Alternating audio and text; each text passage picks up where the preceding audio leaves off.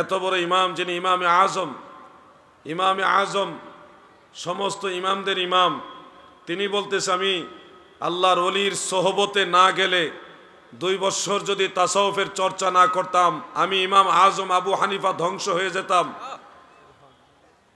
এরপর ইমাম আহমদ বিন হাম্বল রহমতুল্লাহ আলাইহি সম্পর্কে আমি দেখেছি ইমাম আবুল কাসেম কুশাইরি রহমতুল্লাহ আলাইহি তার রেসালায়ে কুশাইরিয়ার মধ্যে উল্লেখ করেছেন সনদ সহকারে। তিনিও স্পষ্ট করে বলেছেন যে তাসাউফপন্থীদের মাঝে আমি যা খুঁজে পেয়েছি এই শিক্ষাটাই হলো মূলত ইসলামের মূল শিক্ষা। সুবহানাল্লাহ। ইরাকের বাগদাদ নগরীতে একজন আল্লাহর ওলির মাজার রয়েছে, তাসাউফপন্থী আল্লাহর ওলি হজরতে মারুফ কারখি রহমতুল্লাহ আলাই। ইমাম আহমদ বিন হাম্বল রহমতুল্লাহ আলাইহি মাঝে মধ্যেই মারুফ কারখি রহমতুল্লাহ আলাইহের কাছে চলে যেতেন এবং তিনি বলতেন যে মারুফ কারখির কাছে ইসলামের মূল চর্চাটা রয়েছে। এই বক্তব্যটা ইমাম আহমদ বিন হাম্বল রহমতুল্লাহ আলাইহের বক্তব্য, যিনি ইমাম বুখারীর উস্তাদ এবং হাদিস শাস্ত্রে উনি 6 থেকে 10 লক্ষ হাদিসের সনদ মুখস্থ জানতেন। উনি শুধু হাফেজুল হাদিস নয়, হাকিম তবকার মুহাদ্দিস। তিনি বলতেছেন যে ইসলামের প্রকৃত শিক্ষাটা হলো তাসাউফপন্থী যারা তাদের কাছে, মারুফ কারখি রহমতুল্লাহ আলাইহের কাছে। ইমাম মালিক ইবনে আনাস রহমতুল্লাহ আলাই, মালিকি মাযহাবের ইমাম, যিনি মদিনা শরীফে বসবাস করতেন, ওনার বাড়ি মদিনা শরীফে, ওনার মাজার শরীফ হলো জান্নাতুল বাকিতে।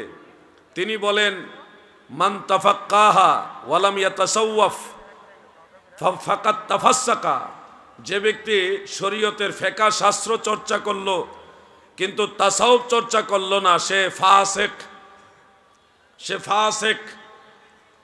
ওয়ামান তাসাওয়াফা ওয়ালাম ইয়াতাফাক্কাহ, কিন্তু যে ব্যক্তি তাসাউফ চর্চা করলো শরীয়তের ফিকহ চর্চা করলো না ফাকাত তাজান্দাকা, সে জিন্দিক, সে ঈমান থেকে খারেজ হয়ে যাবে। ওয়ামান জামআ বাইনাহুমা ফাকাত তাহাক্কাকা, যে ব্যক্তি শরীয়তের ফিকহ শাস্ত্র চর্চা করে এবং তাসাউফ চর্চা করে, ইমাম মালিক রহমতুল্লাহ আলাইহি বলেছেন সে হলো প্রকৃত মুমিন বান্দা। ইমাম মোল্লা আলী কারি রহমতুল্লাহ আলাই মেশকাতের সরা মেরকাতে এটা উল্লেখ করেছেন। অতএব আমরা দেখছি ইমাম মালিক রহমতুল্লাহ আলাই তিনিও কিন্তু তাসাউফপন্থী ছিলেন। ইমাম আবু আবদুল্লাহ মুহাম্মদ ইবনে ইদ্রিস আশ-শাফিঈ, ইমাম শাফিঈ রহমতুল্লাহ আলাইহি সম্পর্কে আমরা দেখেছি তিনি তাসাউফপন্থীদের কাছে গিয়ে বসতেন। ইমাম আবুল কাসেম কুশাইরি রহমতুল্লাহ আলাইহি তার রেসালার মধ্যে সনদ সহকারে কথাগুলি উল্লেখ করেছেন। ইমাম শাফিঈ মাঝে মধ্যেই চলে যেতেন হজরতে আওলাদে রসুল মুসা কাজিম রহমতুল্লাহ আলাইহির দরবারে। ইমাম আবু হানিফা রহমতুল্লাহ আলাইহির মাজারও তিনি যেতেন। এই দুইটা মাজার হলো দজলা নদীর এই পার আর ওই পার। নদীর এই পারে হলো ইমাম আবু হানিফা রহমতুল্লাহ আলাইহির মাজার, আর ওই পারে হলো আওলাদে রসুল হজরতে মুসা কাজিম রহমতুল্লাহ আলাইহির দরবার। ফতোয়া শামির মধ্যে উল্লেখ এবং তারিখে বাগদাদের মধ্যে উল্লেখ, ইমাম আবু হানিফা রহমতুল্লাহ আলাইহির মাজারে ইমাম শাফিঈ যখনই কোনো সমস্যার সম্মুখীন হতেন তখনই ওখানে আসতেন। তিনি বলেন সাল্লাইতু রাকাআতানে ওয়া সাআলতুল্লাহ ইনদা কবরিহি, আমি ওনার মাজারের পাশে দাঁড়িয়ে 2 রাকাত নামাজ আদায় করতাম আল্লাহর ওয়াস্তে। এরপর ইমাম আবু হানিফার মাজারের পাশে দাঁড়িয়ে আল্লাহর কাছে দোয়া করতাম। যেই হাজত নিয়ে দোয়া করতাম সেই হাজত সাথে সাথে পূরণ হয়ে যেত। সুবহানাল্লাহ। এছাড়া মিশকাত শরীফের জিয়ারতের অধ্যায়ের হাসিয়ার মধ্যে উল্লেখ এবং লুমআতুত তানকিহ সেই কিতাবে শাইখ আব্দুল হক মুহাদ্দিসে দেহলভী রহমতুল্লাহ আলাইহি তিনি উল্লেখ করেছেন, ইমাম শাফিঈ রহমতুল্লাহ আলাইহি বলেছেন আওলাদে রসুল হজরতে মুসা কাজিম রহমতুল্লাহ আলাইহির মাজারের পাশে দাঁড়িয়ে যেই দোয়া করতো সেই নেক দোয়া সাথে সাথে কবুল হয়ে যেত। মানে ওই জায়গাটা হলো দোয়া কবুলের এক আশ্চর্য জায়গা। আমরা মাজারের কাছে যাওয়া, মাজারের কাছে গিয়ে দোয়া করাটাকে অনেকে অপছন্দ করে থাকি, অনেকে শিরকের ফতোয়া পর্যন্ত দিয়ে থাকেন। দেখুন হাদিস শাস্ত্র যারা আমাদেরকে দিয়ে গেছেন, দয়াল নবীজির সমস্ত হাদিস সমূহ এক জায়গায় জমা করে আমাদের জন্য যারা অমূল্য রত্ন হিসেবে রেখে গেছেন, তারা কিন্তু মাজারপন্থী ছিলেন। মাজারের কাছে গিয়ে দোয়া করতেন, মাজারওয়ালার উসিলায় দোয়া করতেন, এবং তারা লিখে গেছেন যে তাদের মাজারের পাশে দাঁড়িয়ে দোয়া করলে নিশ্চিত দোয়া কবুল হয়। সুবহানাল্লাহ। হাফিজুল হাদিস ইমাম শামসুদ্দিন জাহাবি রাহমাতুল্লাহ আলাইহি তিনার সিয়ার ও আলামিন নুবালার মধ্যে এবং তারিখুল ইসলামের মধ্যে উল্লেখ করেন, আদ-দুআউ মুস্তাজাবুন ইনদা কুবুরিল আম্বিয়াই ওয়াশ শুহাদাই ওয়াস সালিহিন। নবী রাসূল, শুহাদায়ে কেরাম এবং সালেহ যারা নেক বান্দা, আল্লাহর আউলিয়া যারা, তাদের মাজারের নিকটে দাঁড়িয়ে কেউ যদি আল্লাহর কাছে দোয়া করে, ইমাম জাহাবি লিখতেছেন যে ওই দোয়া নিশ্চিত আল্লাহর কাছে কবুল হয়। সুবহানাল্লাহ। তাহলে আমরা দেখছি চার মাযহাবের ইমামরাই তাসাউফপন্থী ছিলেন, ওলি আল্লাহ পন্থী ছিলেন, পীর মুর্শেদ পন্থী ছিলেন। কেহই কিন্তু মাজার বিদ্বেষী কিংবা ওলিয়া উলিয়া বিদ্বেষী বা তাসাউফপন্থীদের বিরোধী ছিলেন না। আমি এই কথাগুলি বলার উদ্দেশ্য কি, যারা জ্ঞানী তারা ঠিকই বুঝতেছেন। মাজার পন্থীরাই হলো পুরাতন, ওলিয়া উলিয়ার পন্থী যারা তারাই হলো পুরাতন মুসলিম, যারা তাসাউফপন্থী তারাই হলো পুরাতন মুসলিম। আজকের দিনে যারা মাজার বিশ্বাস করেন না, মাজার পন্থীদেরকে অসম্মান করেন, নেককারজনক নজরে দেখেন, যারা তাসাউফপন্থীদেরকে শিরক বা মুশরিকের নজরে দেখেন, আপনাদের ইতিহাস খুঁজলে বরজুর ইবনে আব্দুল ওয়াহ্হাব নজদি পর্যন্ত পাওয়া যাবে, কিন্তু মাজারপন্থীদের ইতিহাস মদিনাওয়ালা পর্যন্ত পাওয়া যায়। আপনারা আশ্চর্য হবেন, হাফেজ ইবনে তাইমিয়া তিনিও মাজার বিরোধী না, ওনারও মাজার আছে। ইবনে তাইমিয়ার মাজার লিখে আপনারা গুগলে সার্চ দিলে দেখবেন ওনার মাজার পাকা করা আছে। ওনার মাজারটা হলো সিরিয়ার রাজধানী দামেস্কে বাবু সাগিরে হজরতে বেলালের মাজার যে কবরস্থানে, ওখানেও হলো ইবনে তাইমিয়ার কবর। তো আপনারা যারা মনে করেন মাজারে গেলেই এরা মুশরিক, এরা বিদাতি, এরা ভণ্ড, আপনাদের সাথে আগের যুগের মুসলমানদের মিল হয় না। হ্যাঁ, আমরা যখন বলি আমাদের বাপদাদারা ওলি আল্লাহ মানছে, আপনারা আমাদেরকে বলেন এটা কাফের মুশরিকদের উদাহরণ। কাফেররা বলতো আবু জাহেল, আবু লাহাব, তারা বলতো আমরা আমাদের বাপদাদার ধর্ম বাদ দিয়ে যাব না। এই উদাহরণ দিয়ে আমাদেরকে আপনারা হেনস্থা করেন, আমাদেরকে অ্যাটাক করেন যে আমরা বাপদাদার উদাহরণ কেন দেই।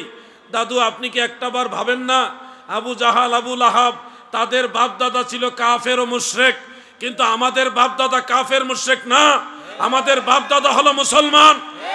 আমাদের বাপদাদা যেই ধর্মের অনুসারী আমরা সেই ধর্মের অনুসারী, আমাদের বাপদাদা যেই কোরআন হাদিসের অনুসারী আমরাও সেই কোরআন হাদিসের অনুসারী, আমাদের বাপদাদা যে আল্লাহ মানছে, যেই নবী মানছে আমরাও সেই আল্লাহ মানি, সেই নবী মানি। ঠিক কিনা বলেন?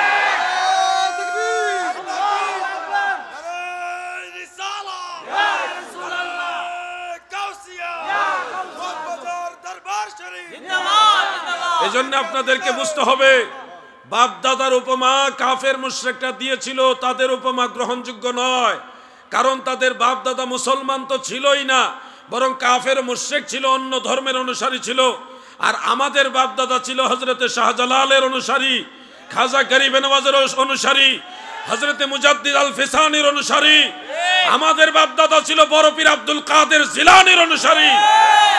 আপনারা যদি মনে করেন যে না এই বড় বড় আউলিয়ারা তারা সঠিক ছিল, তাহলে আমাদের বাপদাদাও সঠিক ছিল। আর আপনারা যদি মনে করেন বড় পীর সাহেব হুজুর খাজা গরিব নওয়াজ, বাহাউদ্দিন নকশবন্দ, মুজাদ্দিদ আল ফিসানি, শাহজালাল ইয়ামানি, বড় বড় আউলিয়ায়ে কেরাম তারা ভুল ছিল, তাহলে আমাদের বাপদাদা ভুল। তবে আমরা স্পষ্ট ভাষায় বলি, আল্লাহর ওলিদের যে ইসলাম সেই ইসলামই হলো সঠিক ইসলাম। এর বাইরে যত ইসলাম এগুলি নজদের ইসলাম, এগুলি মদিনাওয়ালার ইসলাম না, সাহাবীদের ইসলাম না। প্রিয় ভাইয়েরা আমার, আজকে মাগরিব থেকে এসা পর্যন্ত পীর সাহেব হুজুর আপনাদেরকে নিয়ে বিভিন্ন সবক দিয়েছেন, ওজিফা কালাম করেছেন, আপনাদেরকে নিয়ে জিকির আজকার করেছেন। এই শিক্ষাটা আমাদের মাঝ থেকে হারিয়ে যাচ্ছে। শুনুন, কত ওয়াজ তো শুনেন, আজকে নফসের ওয়াজ করি, একটু শুনুন। নফস সম্পর্কে আলোচনা দেশের প্রথিতযশা বড় বড় মুফাসসিরে কোরআনরা করেন না, এড়িয়ে যান। কেন এড়িয়ে যান আমি জানি না। একজন মুসলমানের প্রধানত 5টা নফস আছে। এই 5টা নফসের 5টা খাসিয়ত আছে। এগুলি আমাদের অনেকের জানা নেই। কোরআনের তাফসীর করছি, কিন্তু কোরআনের ভিতরেই নফসগুলোর কথা আছে, এগুলির আলোচনা হয় না। প্রথমত একটা নফসের কথা আছে, ইন্নান নাফসা লাআম্মারাতুন বিসসুই, নফসে আম্মারার কথা কোরআনের মধ্যে আছে। এই নফসটা হলো মানুষকে সবসময় খারাপ কাজের দিকে উৎসাহিত করে, পাপের দিকে নিয়ে যায়, ভালো কাজের দিকে আসতে বাধা দেয়। আমাদের দেশে, আমাদের সমাজে এখনো এমন কিছু মানুষ আছে, নামাজ কালাম পড়ে না, মা বাবার খেদমত করে না, সব সময় শুধু জুয়া, খেলাধুলা, মানুষকে কিভাবে ঠকানো যায় এই ধরনের পাপাচারে লিপ্ত থাকে। এই মানুষগুলির নফস হলো নফসে আম্মারা, এটা কুলুষিত আত্মা, পাপাচারে লিপ্ত আত্মা। এই ধরনের আত্মা থেকে আপনি যদি নিজেকে উন্নীত করে আরেকটু উপরে আসতে চান, তাহলে আল্লাহর ওলির সোহবতে যেতে হবে, আল্লাহর আউলিয়াদের নসিহত নিতে হবে। নেওয়ার পরে আপনাকে নফসে আম্মারা থেকে নিয়ে আসবে নফসে লাওয়ামা পর্যন্ত। সূরা কিয়ামার প্রথম দিকেই নফসে লাওয়ামার কথা উল্লেখ আছে, দেখবেন দ্বিতীয় আয়াত, এটা নফসে লাওয়ামার কথা। ওয়ালা উকসিমু বিন নফসিল লাওয়ামা এভাবে আছে। তাহলে নফসে লাওয়ামার কথা আমরা তো বড় বড় মুফাসসিরদের জবান থেকে শুনি না। কেন শুনি না? ওনারা এই আলোচনাগুলি কেন করেন না? অথচ কোরআনের মধ্যে এগুলি রয়েছে। নফসে লাওয়ামা হলো এমন একটা নফস, আত্মা, যারা গুনার কাজ করে, কিন্তু তারা গুনাহ করার সাথে সাথে এটুকু অনুভব করে যে আমি যা করছি এটা ঠিক না, এটুকু অপরাধ বোধ তাদের অন্তরের মধ্যে জাগ্রত হয়। এই ধরনের নফসকে বলা হয় নফসে লাওয়ামা। আপনাদের মাঝে এরকম অনেক লোক আছে, এখানেই আছে, যারা পাপ কাজ করেন, আবার ভাবেন যে কাজটা ঠিক না, কিন্তু করতে হবে। দুনিয়ার স্বার্থে, নিজের স্বার্থে আপনারা এই পাপ কাজগুলি করে ফেলছেন, কিন্তু আপনারা যে খারাপ কাজ করছেন, এটা যে গুনার কাজ, এটা আবার বুঝেনও। এই ধরনের মানুষের নফসের স্তর হলো নফসে লাওয়ামা, ওই স্তরের মধ্যে আছে। ও দাদু, এই নফসে লাওয়ামার স্তর থেকে যদি আরো একটু উন্নত স্তরে আপনারা যেতে চান, আত্মাকে সংশোধন করতে চান, তাহলে কামেল পীর ও মুর্শিদের সোহবতে বসতে হবে, তেনাদের নসিহত নিতে হবে, তেনাদের পরামর্শ নিয়ে আপনাদেরকে আত্মারাজ্যে বিরাজ করতে হবে। তখন আপনাকে নফসে লাওয়ামা এর স্তর থেকে নিয়ে যাওয়া হবে নফসে মুলহেমার স্তরে। নফসে মুলহেমার কথাও কোরআনে আছে, ফাআলহামাহা ফুজুরাহা ওয়া তাকওয়াহা, আছে না নাই ভাই আমার? কোরআন শরীফের মধ্যে এই নফসে মুলহেমার কথা আছে। ওয়া নাফসিন ওমা সাওয়াহা ফাআলহামাহা ফুজুরাহা ওয়া তাকওয়াহা। এরপরেই হলো কাদ আফলাহা মান তাযাক্কা, এই আয়াতটা। এখানে নফসে মুলহেমার কথা আছে। নফসে মুলহেমার মূল অভ্যাসটা হলো সে গুনার কাজ করে, পাশাপাশি এই কাজ থেকে নিজেকে ফিরিয়ে রাখারও চেষ্টা করে, কিন্তু পারে না শয়তানের চক্রান্তের কারণে। আপনাদের মাঝে এরকম অনেক লোক আছে, সকালবেলায় ভাবছেন আজকে মিথ্যা কথা বলবো না, কিন্তু দেখা গেছে বিকালবেলায় বা দুপুরবেলা একজনের সাথে মিথ্যা কথা বলে ফেলছেন। আত্মার প্ররোচনায়, মানে নফসের প্ররোচনায়, শয়তানের প্ররোচনায় আপনি নিয়ত করেছেন আজকে আমি গুনার কাজ করব না, কিন্তু দেখা গেছে দুনিয়ার স্বার্থে গুনার কাজ করে ফেলেছেন। আপনার আত্মাটা হলো ভালো কাজের দিকে, কিন্তু ভালো কাজ করতে পারছেন না, যে কোনোভাবে শয়তানের প্ররোচনায় আপনি গুনার কাজে লিপ্ত হয়ে যাচ্ছেন। এই নফসটাকে বলা হয় নফসে মুলহেমা। যদি আল্লাহর ওলির সোহবতে বসেন, তিনি আত্মার কারিগর। শরীরের অসুস্থতার জন্য ডাক্তারের চিকিৎসা নিয়ে শারীরিক সুস্থতা আপনারা অর্জন করেন। যদি আত্মার চিকিৎসা করে আত্মার সুস্থতা অর্জন করতে চান, তাহলে আত্মার চিকিৎসক আল্লাহর ওলি পীর ও মুর্শিদের কাছে যেতে হবে আপনাকে। তখন আল্লাহর ওলি আপনাকে এই নফস থেকে নিয়ে যাবে নফসে মুহদেসা, ওখানে এটা একটা উন্নত নফস। এই নফসের স্তরে গেলে মানুষের আমল আখলাকের ইচ্ছা এগুলি বেড়ে যায়, কিন্তু সর্বোপরি নফসে মুহদেসাও পরিপূর্ণভাবে মানুষকে কামালিয়াতের স্তরে নিয়ে যেতে পারে না। তাকে অবশ্যই নফসে মুতমাইন্না ওই স্তরে যেতে হবে। এটাও কোরআন শরীফের মধ্যে আছে, ইয়া আইয়াতুহান নাফসুল মুতমাইন্নাহ ইরজিই ইলা রাব্বিকি রাদিয়াতাম মারদিয়াহ। পবিত্র আত্মার অধিকারীরা গো,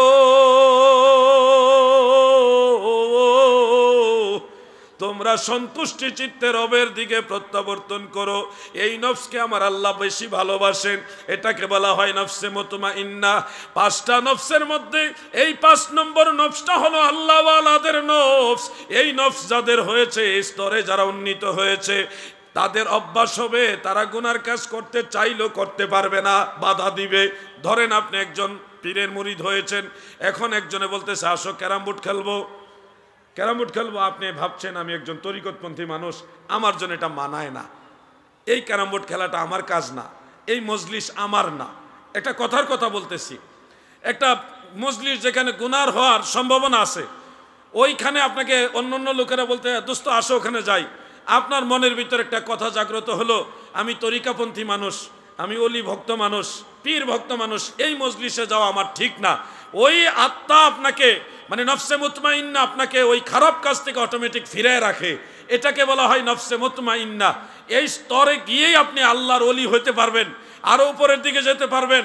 প্রিয় ভাই আমার, যতদিন পর্যন্ত এই নফসকে পরিশুদ্ধ না করতে পারবেন, ততদিন আপনি যতই নামাজ পড়েন, রোজা রাখেন, তাসবিহ পড়েন, তাহলিল করেন, যাই করেন, আত্মা শুদ্ধ না হলে আপনার বন্দেগী মহান আল্লাহ তাআলা পর্যন্ত কবুল হওয়ার সম্ভাবনা খুবই কম।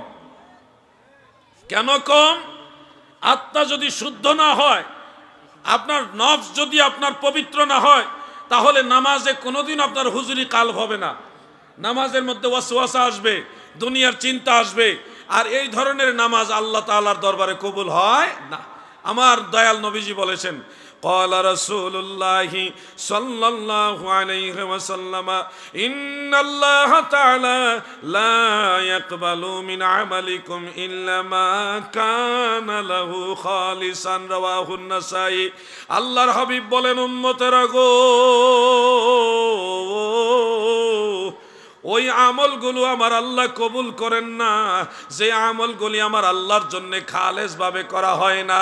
এক কথাই লা সলাতা ইল্লা বিহুদুরিল কলব, হুজুরি দিল ব্যতীত নামাজ আল্লাহ কবুল করে না।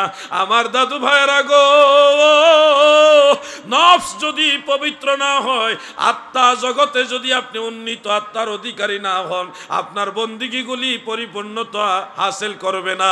যেমন কোরআনের মধ্যে আল্লাহ তাআলা নিজেই বলেছেন, قد أفلح من تزكى وذكر اسم ربه فصلى।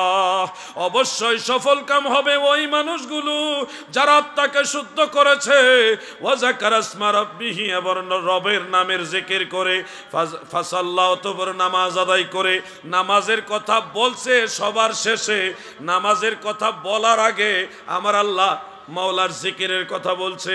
জিকিরের কথা বলার আগে তাজকিয়ে নফস, আত্মশুদ্ধির কথা সবার আগে বলেছে। অতএব আমার ভাইয়েরা গো, নামাজের ভিতরে জিকির আছে। এই জিকির মানে নামাজে দাঁড়াইয়া আল্লাহ আল্লাহ আল্লাহ, এই জিকির না।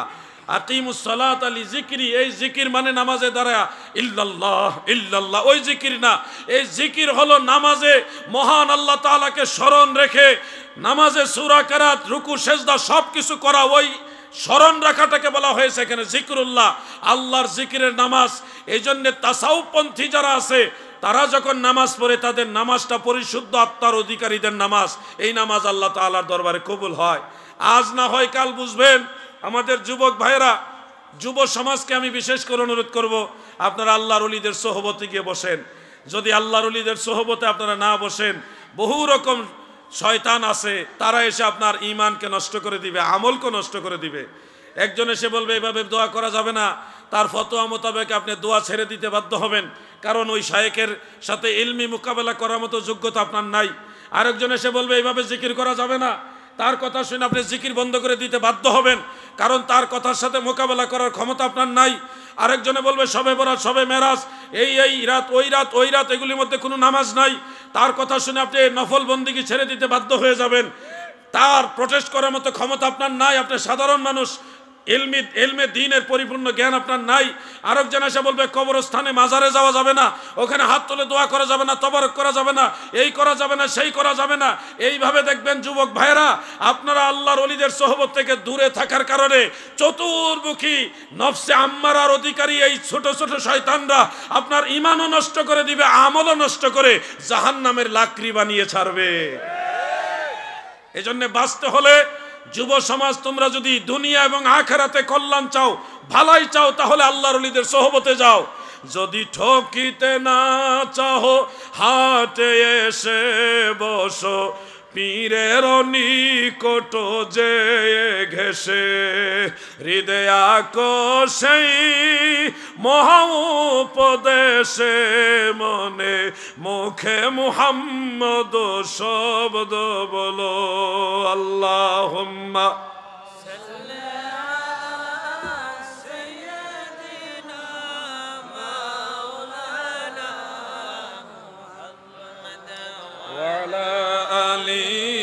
সাইয়্যিদিনা।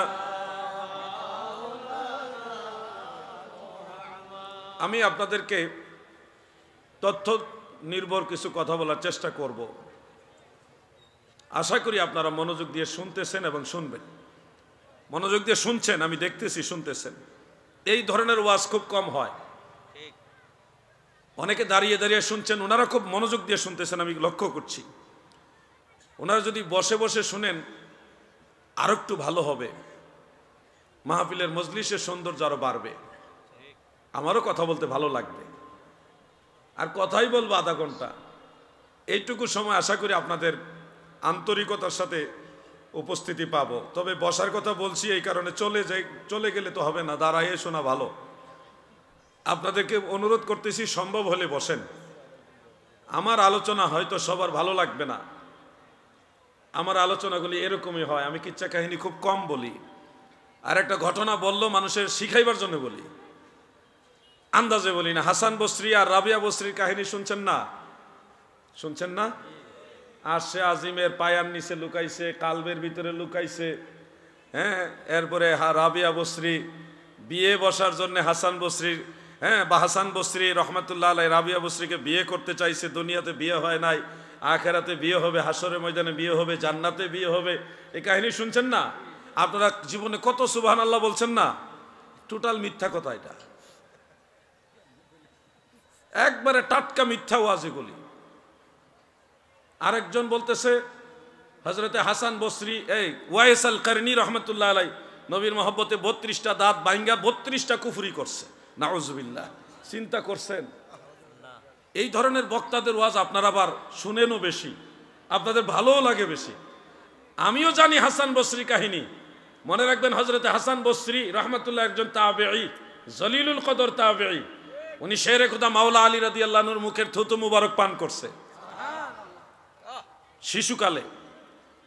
আর হাসান বসরি রহমতুল্লাহ আলাইহির পরে হযরতে রাবিআ বসরি, ওনার মাজার জিয়ারত করে আসছি আমি। ওনার মাজার হলো ফিলিস্তিনে, মসজিদুল আকসার একটু দূরে।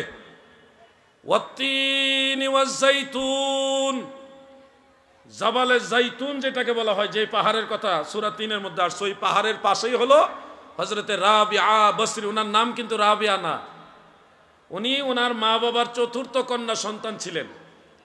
চতুর্থ কন্যা সন্তান বিদায় ওনাকে রাবিআ বলা হতো।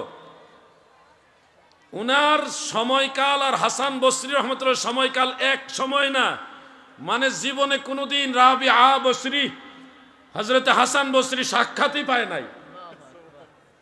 আর আমরা ওয়াজ বানাইছি, ওনারা দুইজন তাসাউফ নিয়ে চর্চা করতে করতে আরশে আজিমের খুঁটির নিচে গিয়ে লুকাইছে। আর জীবনে কত সুবহানাল্লাহ কইছি, কি কইছি না? সুবহানাল্লাহ যে কত কইছি। তো যাই হোক, আবার কেউ নিজের উপরে নিয়েন না। আমি যেটা বলি যাচাই বাছাই করেই বলি এবং রিসার্চ করেই বলতেছি যে এই কাহিনীগুলো মুখরোচক কাহিনী, সুন্দরও লাগে, আমাদের শুনতে ভালোও লাগে, কিন্তু অরিজিনালি সত্যটা একটু যাচাই বাছাই, একটু স্টাডি করবেন। স্টাডি করে কথা বললে দেখবেন অনেক ভুল ভেঙে গেছে। আপনারা সুলাইমান নবীর জিয়াফতের কথা শুনছেন না? সুলাইমান নবী সারা ওয়ার্ল্ডের সমস্ত পশু পাখি, মানব দানব সবাইকে মেহমানদারি করার জন্য আল্লাহর কাছ থেকে অনুমতি চাইছে। আল্লাহ না করছে, এরপরে উনি জোর করে অনুমতি নিয়ে 6 মাস ধরে খাবার রান্না করছে। কয়বার শুধু মানুষ দিয়া না, জিন জাতি দিয়েও রান্না করাইছে 6 মাস। 6 মাস পরে আল্লাহ তাআলাকে বললেন, আমি এখন খাওয়াইতে চাই। কারে খাওয়াবো, কারে দিয়ে শুরু করব? আল্লাহ বলছে, আমার একটা মাছ আছে, এই মাছটার আগে খাওয়াও, একটা তিমি মাছ। 6 মাসের সব খাবার দিয়ে দিছে মাছের। খাওয়ার পরে কয়, আমার পেট ভরে না, আরো খাবার দেন। এক মাসেই সুলাইমান নবীর 6 মাসের খাবার খেয়ে ফেলছে। এরপরে উনি মাফ চাইছে, আল্লাহ আমি ভুল করছি। এটা আপনারা শুনছেন, অনেক সুবহানাল্লাহ কইছেন, কিন্তু এটাও মিথ্যা কথা। যে বক্তা এই ওয়াজ করছে তার তওবা করা উচিত। এরা তো জানেই না ঈমান কখন যায় আর কখন আসে। একজন নবী তিনি কখন আল্লাহর দায়িত্ব নিজে নিবেন, এটা হতেই পারে না। রিজিকের মালিক হলো আল্লাহ। বলেন রিজিকের মালিক কে? উনি আল্লাহ নিষেধ করা সত্ত্বেও আল্লাহর অবাধ্য হয়ে আল্লাহ যেটা চায় না সেটা উনি জোর করে আল্লাহর কাছ থেকে চেয়ে নিবেন, একজন নবীর অভ্যাস এরকম হবে? এটা হতেই পারে না। দ্বিতীয়ত 6 মাস রান্না করে খাবার কোন ফ্রিজে রাখছিল? তখন কি ফ্রিজ আসিল নি? 6 মাসের আগের যে রান্নার খাবারগুলি এগুলি কিভাবে রইল? একদিন আগের খাবার শীতকালও পরের দিন পর্যন্ত ঠিক থাকে না, নষ্ট হয়ে যায়। তো সুলাইমান নবী কি 6 মাস পচা খাওয়ান মাছের খাওয়াইছে? মাছে কি এতই একবারে হয়ে গেছে যে পচা খাবার খাইব? কথা বলছেন। আর মাছে কি রান্না করা খাবার খায়?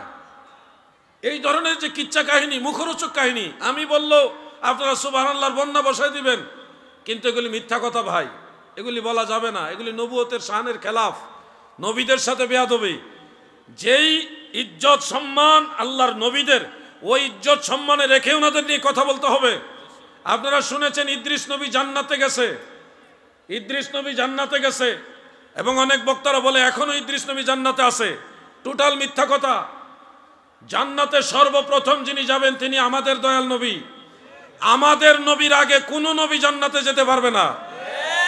একেবারে সহিহ হাদিস, ইন্নাল জান্নাতা হুররিমাত আলাল আম্বিয়াই হাত্তা আদখুলাহা। সমস্ত নবীদের জন্য জান্নাত নিষিদ্ধ যতক্ষণ না ওই জান্নাতে আমি রাসূলুল্লাহ প্রবেশ না করি। সুবহানাল্লাহ। আর আমরা ওয়াজ করতেছি, হ্যাঁ, ইদ্রিস নবী আজরাইলকে বলছে দোস্ত আমাকে একটু জান্নাত দেখায় নিয়ে আসো।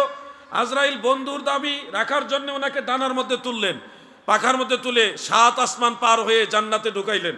ওয়াদা করছে বন্ধু তুমি কিন্তু এটুকু সময় পরে চলে এসো। এখন ওয়াদা করে হযরত ইদ্রিস আলাইহিস সালাম জান্নাতে ঢুকছে। জান্নাতে এত সুন্দর জান্নাত দেখে উনি তার বের হয়ে আসতে চায় না। আজরাইলে ডাকতেছে আসেন বন্ধু, সময় শেষ, আসেন। ইদ্রিস নবীকে এত সুন্দর জান্নাত ফেলে যাব না। এখন উনি যাইতে রাজি না, ওয়াদা করে গেছে, তারপরে আসে না। এরপরে আজরাইল ওখান থেকে ফেরত আসছে, এখনো ইদ্রিস নবী জান্নাতে রয়ে গেছে। আমি যদি একটু সুর লাগাই মজা লাগাই এই ওয়াজটাই করতাম, আপনারা বেশিরভাগ মানুষ সুবহানাল্লাহ কইতেন।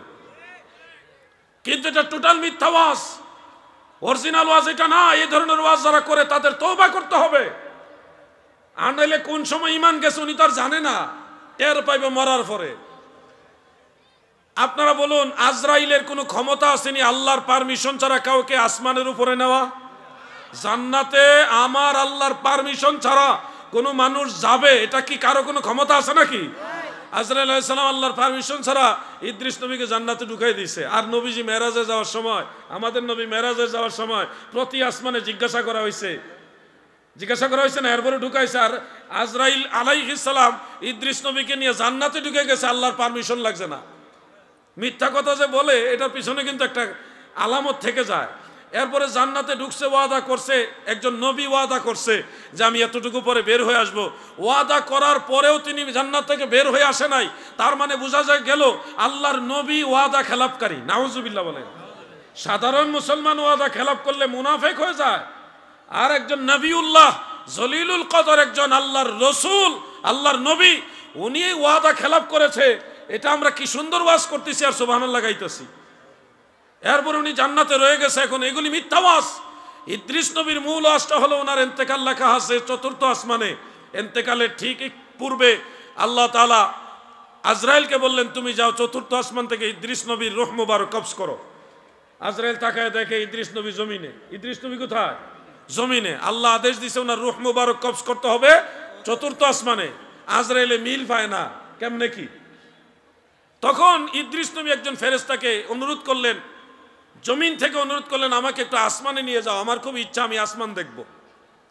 ওনার ইচ্ছা জন্মাইল। তখন ওই ফেরেশতা আল্লাহর কাছে বললেন, হে পরওয়ারদিগার, আপনার নবী আসমান দেখতে চায়, কি করব? আল্লাহ বলল তাড়াতাড়ি লই আয়।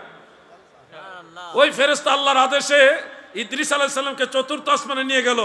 যাইয়াই দেখে আজরাইল ওই মাত্র আসছে, উনি ওই মাত্র গেছে। দুইজনে মুখোমুখি। ঘটনা কি? আপনি কে? আমি মালাকুল মউত। আপনি এখানে কেন? আমি আসমান দেখতে আসছি। তো এই জন্যই বুঝলাম আল্লাহ আমার এখানে পাঠাইছে। আমি দেখলাম একটু আগে আপনি জমিন, এখন এখানে আসলেন কিভাবে? আমি ফেরেশতার মাধ্যমে আসমান দেখতে আসছি। আল্লাহ তাআলা ঠিকই বলছেন, আমাকে আল্লাহ পাঠাইছে আপনার রূহ মুবারক কবজ করার জন্য। ওখান থেকে ওনার রূহ মুবারক কবজ করেছেন এবং পরে রূহ মুবারক ফেরত দিয়েছেন। এই জন্য দুনিয়াতে ইদ্রিস নবীর মাজার নাই, ওনার মাজার দুনিয়াতে নাই, উনি এখনো চতুর্থ আসমানে আছে, জান্নাতে না। এই রঙ্গিলা ওয়াজ শুনে, সুরেলা ওয়াজ শুনে, হে যুবকরা কত সুবহানাল্লাহ বলো। এই ওয়াজে মজা লাগে, আর আলাউদ্দিন জিহাদি নফসের ওয়াজ করে, দলিলের ওয়াজ করে, মজা লাগে না? মজা লাগবো, মইরা দেখো। এই মিশা মিশা মিথ্যা ওয়াজ শুনে কত সুবহানাল্লাহ কইছো, কইলেও তো আরেক জ্বালা নাকি? কইলেও তো জ্বালা। কেডা যে কোন ওয়াজ করে রাখছে, কার উপরে যে গিয়ে এটা পড়ে, বলাও তো যায় না, আর বললেও তুমি বিপদ। হাসান বসরি রহমতুল্লাহ একজন আল্লাহর ওলি, উনি একজন তাবেঈ, উনি আসিলেন, উনি সঠিক লোক। হযরতে রাবিয়া বসরি রহমতুল্লাহ আলাইহা, তিনিও একজন আল্লাহর একজন ওলি, মহিলাদের মধ্যে একজন, অনেক উঁচু মাপের ওলি, উনিও সঠিক। কিন্তু ওই কাহিনী যেটা বলা হয় এটা কিতাবুল আন্দাজ, কিতাবুল আন্দাজ। শুনেন, আমি বেশি সময় আপনাদের বিরক্ত করব না, শুধু এটুকু বলি যুবক ভাইদের উদ্দেশ্যে, আপনারা ওলি আল্লাহ মুখী হন, পীর মুর্শেদ মুখী হন, নাইলে আপনারা দুনিয়াতে ক্ষতিগ্রস্ত হবেন, আখিরাতেও ক্ষতিগ্রস্ত হবেন। এই দিন না, আরো দিন আছে, এই দিনে টেনে নিবে সেই দিনের কাছে। আমার দাদা একটা গজল গাইতেন তাহাজ্জুদ নামাজের সময়, এই দুনিয়া মুসাফির খানা মন জানো না,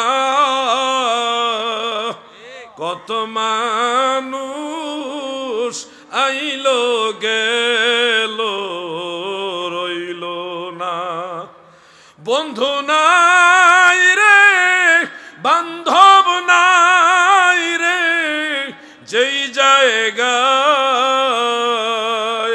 ওই জায়গার বান্ধব নবী মুস্তাফা, আল্লাহুম্মা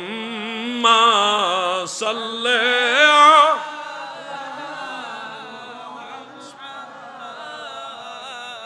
ওয়া আলা আলি সাইয়্যিদিনা আল্লাহ আল্লাহ আল্লাহ আল্লাহ আল্লাহ আল্লাহ আল্লাহ। নূর নবী ধ্যানের ছবি, নূর নবী প্রেমের ছবি, আসে কান্দের জায়ান মায়া মেনার কোলে উঠল পূর্ণিমার চাঁদ, আল্লাহ আল্লাহ আল্লাহ আল্লাহ। মায়া মেনার কোল যেন পূর্ণিমার চাঁদ, আল্লাহ আল্লাহ আল্লাহ আল্লাহ।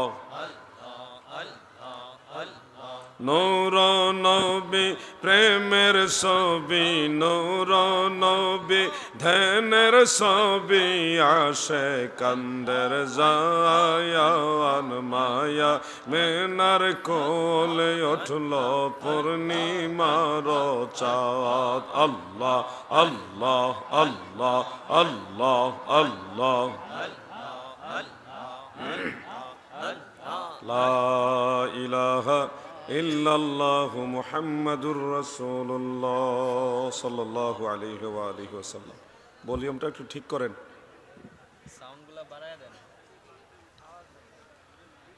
পীরানে পীর দস্তগীর অলিকুলো শিরোমণি হুজুর গৌসুস সাকালাইন গৌসুল আজম শেখ সৈয়দ মহিউদ্দিন আব্দুল কাদের জিলানি বাগদাদি আল হাসানি ওয়াল হুসাইনি রাদিয়াল্লাহু আনহু এর স্মরণে মগবাজার দরবার শরীফের পীরে কামিল মুর্শিদে মুকাম্মিল মুর্শিদে বরহক পীরে তরিকত হজরতুল হাজ হাফেজ মাওলানা আব্দুল হামিদ আল কাদিরি সাহেব রাদিয়াল্লাহু আনহু এর স্মরণে